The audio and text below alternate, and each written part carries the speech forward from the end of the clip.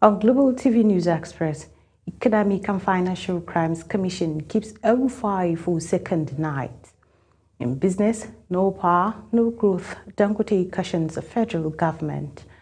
On the foreign scene, Algeria, France agreed to restore security cooperation. In sports, Super Falcons face Cameroon ahead of 2026 WAFCON tournament.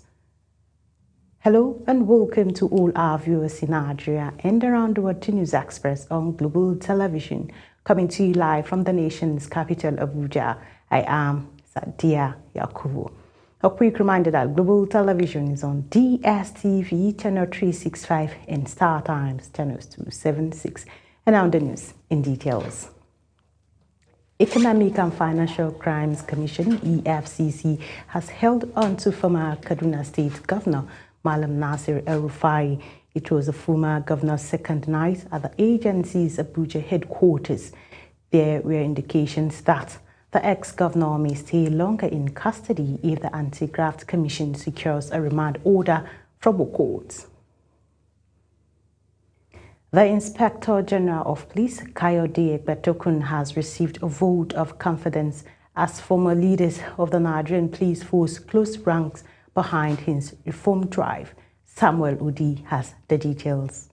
At the force headquarters, Louis Edet House, Abuja, the Committee of Retired Inspector General of Police paid a solidarity visit to the IGP in what observers describe as a powerful endorsement of the ongoing institutional reforms. The Inspector General of Police, Kayode Egbetokun, says sweeping reforms have reshaped the force in the past 2 years. This includes upgrading the intelligence units to full departments, elevating legal and medical units to directorates, expanding mobile force squadrons from 74 to 80, creating new area commands and divisions, and launching a special intervention squad to confront emerging threats. He also announced that the merit-based promotion of 141,000 officers and the enforcement of compulsory ethic training to strengthen professionalism and discipline nationwide. One of the major structural reforms we have implemented is the upgrading of our intelligence unit to the full status of a department, in recognition of the central role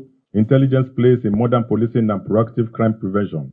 The delegation of former police chiefs include Aliyu Atta and Mohammed Dikko Abubakar, among others. Speaking on behalf of the delegation, former Inspector General of Police Mohammed Dikko Abubakar commended the reforms and urged officers nationwide to give full support to the current leadership. We have encouraged the IG to continue to do his job with vigor, with commitment, as he has done always. And we thank all the officers for giving him the support to do what he's supposed to do as the leader of the Nigeria Police today. The visit signals a rare intergenerational unity within the force and reinforces a collective resolve to reposition the Nigerian police for greater efficiency, credibility, and public trust. Samuel Odi for Global Television News. The National Association of Unemployed Persons with Disabilities has accused the National Oil Spill Detection and Response Agency of marginalizing persons with disabilities in its recent employment process. Ubong Usoro has more. Addressing journalists in Abuja, the group alleged that despite their statutory provision allocating at least 5% of public sector employment opportunities to persons with disabilities, they were excluded from consideration. The association referenced the Discrimination Against Persons with Disabilities Prohibition Act, which mandates a minimum of 5% employment quota for persons living with disabilities in public organizations. They also cited Section 42 of the Constitution of the Federal Republic of Nigeria, which prohibits discrimination on various grounds and guarantees equal protection. We just came to ask for our rights, the rights of persons with disability. But unfortunately, on demanding for our rights was being trampled upon by the Chief Executive of NOSDRA, Nigeria Oil Spill Dictating Regulatory Agency, Engineer Chukwuemeka Nwoke. So when we came this morning, We are still interfacing with his staff. The group further accused the Director General of NOSDRA, Chukwuemeka Nwoke, of attempting to intimidate members during their engagement with the agency. Okay, I'm expecting the well-meaning Nigeria, the government, international organization, to help us ask the DG what is our offense that he wished to run us off with his vehicle. Is it because he is privileged over us? This is the law. And all other agencies are obeying this law. The law is sacrosanct. 5%, just 5%. Just 5%. And we've been here since 2021. Is it just NOSDRA or other? All other agencies. Disability Rights Act of 2018. Yes. However, a director at NOSDRA denied the allegations. The agency maintained that it did not conduct a fresh recruitment exercise, but rather carried out staff replacements, arguing that the 5% provision did not apply in that context. NOSDRA also alleged that some members of the group attempted to damage the Director General's vehicle during the confrontation. Efforts to reach the Director General of NOSDRA, Chukwuemeka Nwoke, for further clarifications were unsuccessful as his phone lines were switched off at the time of filing this report. The association is now calling for independent investigation and strict enforcement of the 5% employment quota across all government agencies. Ubong Usoro for Global Television News. The Tertiary Education Trust Fund, TETFund, has inaugurated a high-level committee to oversee the equipping and operationalization of multipurpose laboratories in selected public tertiary institutions across Nigeria. The inauguration ceremony took place at the TETFund boardroom in Abuja. Education correspondent Priscilla Obasi now reports. The committee is expected to develop a comprehensive technical roadmap for the procurement and installation of state-of-the-art laboratory equipment aimed at strengthening research infrastructure in Nigeria's tertiary education system. The initiative follows a recent allocation of 13 billion naira by the federal government, specifically earmarked for the establishment and furnishing of central multipurpose laboratories. At the inauguration, Executive Secretary of TETFund, Sonny Echono, said the project is designed to address long-standing gaps in research facilities and reduce the need for Nigerian scholars to travel abroad for specialized laboratory analysis. For the records, the committee that recommended the establishment of the centers actually have a list of equipment recommended. But as we know, we are living in times of rapid obsolescence, and the technology field is very disruptive. There are also changes. Technology is impacting teaching and learning and research in more ways than we can imagine. So there is a need for a constant review. Echono also noted that beyond infrastructure provision, the committee has been mandated to develop a sustainability framework for training laboratory technicians and ensuring proper maintenance of the equipment. The committee includes representatives from the National Universities Commission, National Board for Technical Education, the Federal Ministry of Education, as well as scholars and industry experts. Members of the committee have been tasked with conducting needs assessment across institutions, ensuring procurement meets international standards, and guiding distribution of equipment based on research specializations such as biotechnology, mechatronics, and renewable energy. The inauguration marks another step in ongoing efforts by TETFund and the federal government to modernize Nigeria's research ecosystem and strengthen the capacity of tertiary institutions to produce solutions that address national development challenges.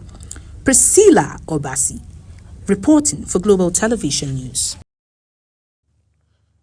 The federal government has intensified efforts to rehabilitate critical road infrastructure in Adamawa State as part of the ongoing interventions under the Renewed Hope agenda. Officials from the Federal Ministry of Works commissioned completed projects and inspected major ongoing road works across the state. Kabir Hassan reports. The project, originally awarded in 2017 at a cost of 9 billion naira, has undergone several adjustments due to changes in scope, inflation, and engineering modification. The contract sum now stands at 43 billion naira. As top on the list is the Cham-Numan section of the Gombe-Yola Road, a vital corridor linking Gombe and Adamawa states. Briefing journalists, the Federal Controller of Works in Adamawa, Engineer Dimas Tuwei, described the road as an economic lifeline that has suffered years of neglect. The idea about this emergency strokes special intervention projects immediately after the inception of this government. What brought it was the quantum of projects inherited by this administration. They were up to over 2,000 projects inherited, overhang of over 13 trillion naira. So the government of the day thought it wise to prioritize those areas that are critically felt, and motorists were having issues to make them more durable so that Nigeria will have seamless travel. The contractor, CGC Nigeria Limited, also reaffirmed its commitment to completing the project, assuring that work is progressing steadily. Meanwhile, another intervention, the Jabi-Labba Road, has reached about 40% completion and is expected to be delivered within the next 3 months or 4. Engineering bodies in the state expressed satisfaction with the quality of execution. As part of the visit, the team also commissioned the rehabilitated doctors' quarters in Yola, a project aimed at reducing flooding and improve access in the area. Officials say the project formed part of over 200 emergency and special intervention works nationwide, aimed at improving connectivity, boosting economic activities, and enhancing living conditions. Kabir Hassan, reporting for Global TV News. Nigerians' march towards a fully digital economy has received a boost as policies of members of the House of Representatives undergoes intensive digital literacy training in Abuja. The two-day workshop, organized in partnership with the National Information Technology Development Agency, is aimed at equipping participants with relevant technology skills to function effectively in a fast-evolving digital world. And Niti Patrick has details. Declaring the program open, Deputy Speaker of the House of Representatives, Benjamin Kalu, who represented the Speaker, described women as strong pillars of support in governance. He urged the participants to maximize the opportunity to strengthen their capacity and expand their contributions to national development. You are very strategic in making sure that the voting on this bill goes towards the right or goes towards the left. You are the powerhouses that will shape how the voting on that day will go. Chief of Staff to the President, Femi Gbajabiamila, says the initiative aligns with the federal government's digital transformation agenda. He noted that empowering women and technology-driven skills will further accelerate social-economic growth. I therefore encourage you to approach this program not merely as a training session, but as a strategic empowerment platform, one that strengthens your institutional voice, sharpens your leadership capacity, and enhances your ability to contribute meaningfully. Convener of the workshop and wife of the Speaker, Fatima Abbas, encouraged the spouses to embrace digital knowledge as a critical tool for leadership, advocacy, and community development. The digital transformation of our nation must be inclusive. It must ensure that women in leadership spaces are confident participants in the digital economy. This collaboration demonstrates foresight and commitment. Director General of NIDA, Kashifu Inua, revealed that the agency is working towards achieving 95% digital literacy nationwide by the year 2030, adding that the program is part of broader efforts to build a digitally inclusive Nigeria. This workshop and training is designed to achieve 3 things: to train you on leadership, because we are in a digital era.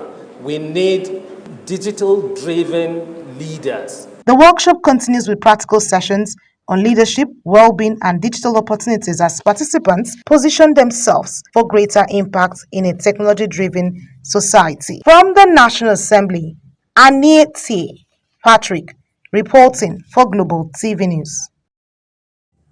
Muslims in Nigeria have joined their counterparts around the world to begin the Ramadan fast.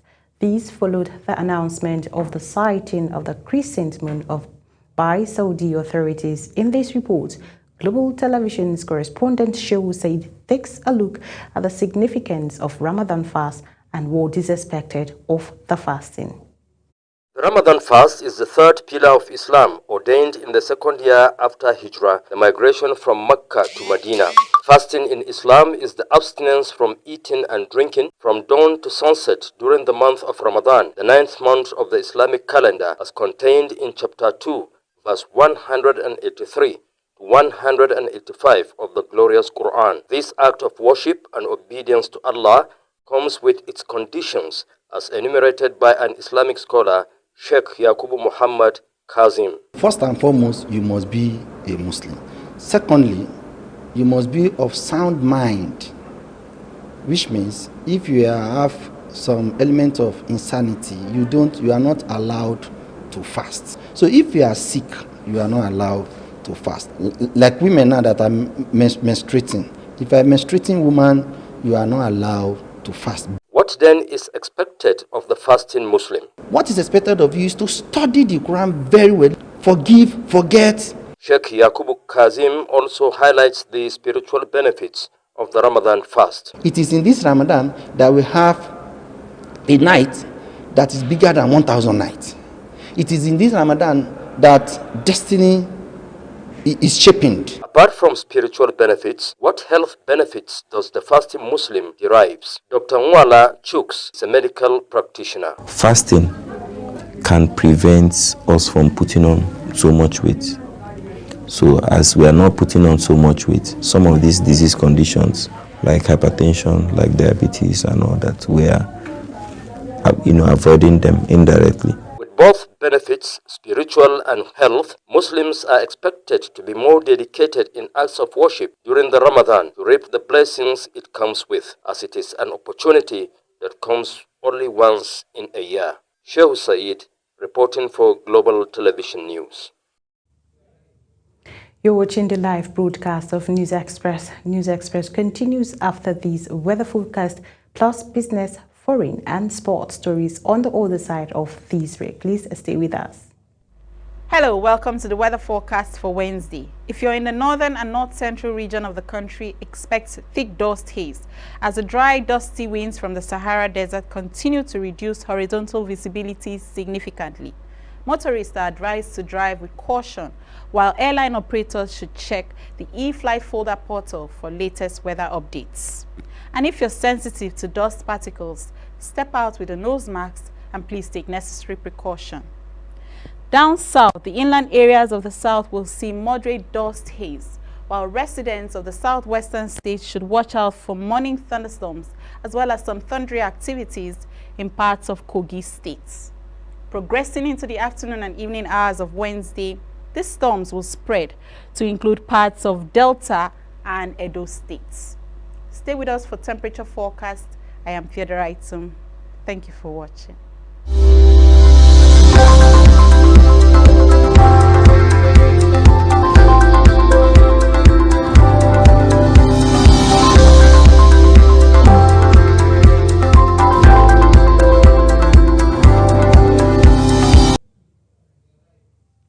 Welcome back from that short break. And in business news, the president and chairman of Dangote Industries Limited, Aliko Dangote, has called on the federal government to urgently convene a national retreat on resolving Nigerians' persistent electricity crisis. He warned that widespread power outages could determine the country's industrialization drive and economic growth.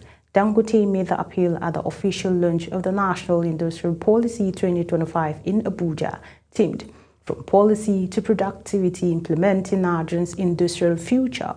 The policy emerged against the backdrop of a weak manufacturing sector, which is due to poor electricity supply, high production cost, limited access to finance, infrastructure deficits, and heavy reliance on imports has been constrained. The African Development Bank, in partnership with the African Rice Center and Economic Community of West African States, ECOWAS, has officially launched the multinational Rice Resilient Value Chains Development Program, African Rice, unveiled in Bouakatouo, Côte d'Ivoire. The 5-year, $8.5 million initiative targets rice self-sufficiency across 14 African nations. The program tackles chronic rice sector challenges, including low yields, post-harvest losses, and production, covering just 60% of regional demand amid climate-induced losses of 16 to 29% over the past 15 years. With population growth and urbanization drive, import resilience, African rice promotes climate-resilient production, improved seed systems, advanced processing, and regional coordination to transform rice as a strategic commodity. On the foreign scene, France and Algeria have agreed to start security cooperation during the visit to Algeria by French Interior Minister, marking the first sign of a thaw in the diplomatic ties. After meeting the president, the minister said both sides have agreed to reactivate a high-level security cooperation mechanism. The visit took place against a backdrop of a thorny relationship between France and its former colony, since Paris in 2024 officially backed Moroccan sovereignty over the disputed Western Sahara region, where Algeria supports the pro-independence. And in sport, Nigerian Super Falcons are set to face indomitable Lionesses of Cameroon in 2 friendly matches as part of the preparations ahead of the 2026 Women's African Cup of Nations scheduled for Morocco. Both teams will clash in Yaoundé on February 28 and March 3rd. In a statement, Mohamed Sanusi, the Nigerian Football Federation General Secretary, noted that the federation was committed to ensuring proper preparation for the team. Victor Osimhen delivered a creative masterclass as Galatasaray turned Juventus 5-2 in the 7-goal Champions League play-off first-leg thriller. Although the Nigerian striker has now gone 2 consecutive matches without scoring, despite his team netting 10 goals across those fixtures. He remained central to Galatasaray attacking dominance, providing 2 assists in each game. Against Juventus, his intelligence pressing and unselfish play provide decisive on a dramatic night in Istanbul. Football-related disputes made up the vast majority of cases registered with the Court of Sport in 2025, according to a post obtained on FIFA's X handle.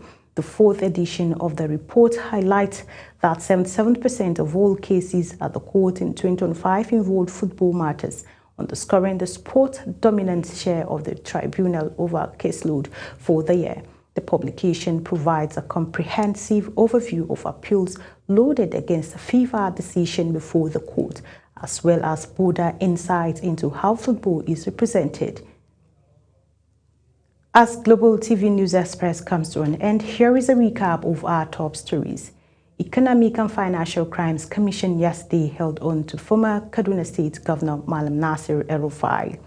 In business, the president and the chairman of Dangote Industries Limited, Aliko Dangote, has called on the federal government to urgently convene a national retreat to resolve Nigeria's persistent electricity crisis.